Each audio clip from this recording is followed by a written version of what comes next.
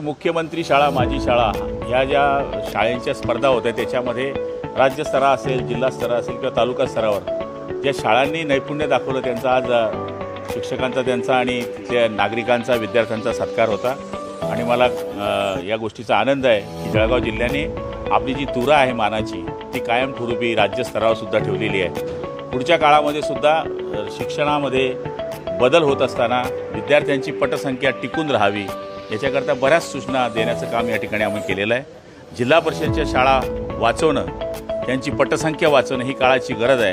आणि मला तरी असं वाटतं की समाजाच्या बरोबर शिक्षक आणि लोकप्रतिनिधी आणि अधिकारी या चौघांनी या गोष्टीकडे लक्ष देण्याची गरज आहे। तेच आम्ही या भाषणामध्ये या ठिकाणी सांगण्याचा प्रयत्न केला। आणि मला खात्री आहे की येत्या शैक्षणिक वर्षामध्ये जिल्हा परिषदमध्ये विद्यार्थ्यांची येण्याची संख्या ही मागच्या वेळेसपेक्षा जास्त असेल असा मला विश्वास आहे।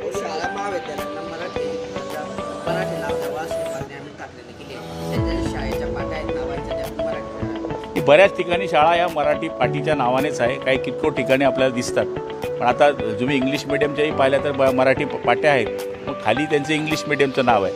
जर असतील तर तिथे आपण त्या ठिकाणी सामोपचाराने या गोष्टी होऊ शकतात आणि कोणी नाही म्हणणार नाही। कारण की शाळेमध्ये इंग्लिश मिडियम जरी असली तरी मराठी मिडियम हे शिकवलंच जातं। त्यामुळे निश्चितपणाने मराठी ही भाषा कायम ठिकाणी वापरली पाहिजे, हे काही चुकीचं नाही आहे आणि गैर नाही आहे।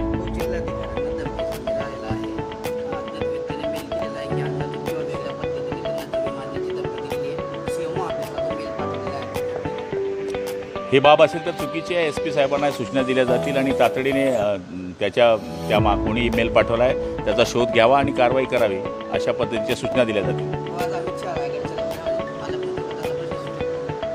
हे बघा, ते वेगळ्या दौऱ्यावर आहे। एवढा मोठा माणूस देशाचा गृहमंत्री एका जिल्ह्याच्या पालकमंत्र्याकरता गोष्ट करेल का?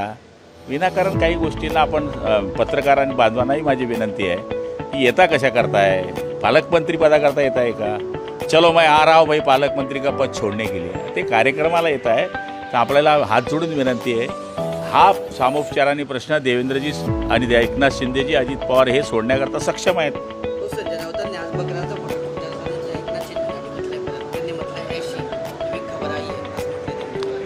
संजय राऊत या माणसाला आम्ही आता भावच देत नाही, हे वसारलेलं भांड आहे।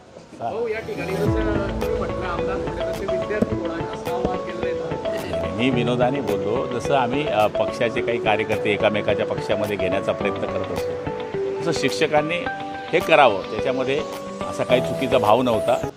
पटसंख्या कशी वाढेल याच्याकरता एक सांगण्याचा एक विनोदाचा भाग होता। मी वाटच पाहिली रात्रभर, कोई आया नाही भाई, कोई नाही आया, आलंच नाही। मी रात्री 1 वाजेपर्यंत माझ्या दरवाजी बसून होतो। पोलीस आले होते, पोलिसांना म्हणलं तुम जाओ आने दो प्रहार को, कोणीच नाही आलं। बच्चू भाऊ कच्चू हो गया। नवीन घडामोडी पाहण्यासाठी आजच आम्ही मुंबईकर 24 तासला लाईक करा, सबस्क्राईब करा आणि अपडेट रहा।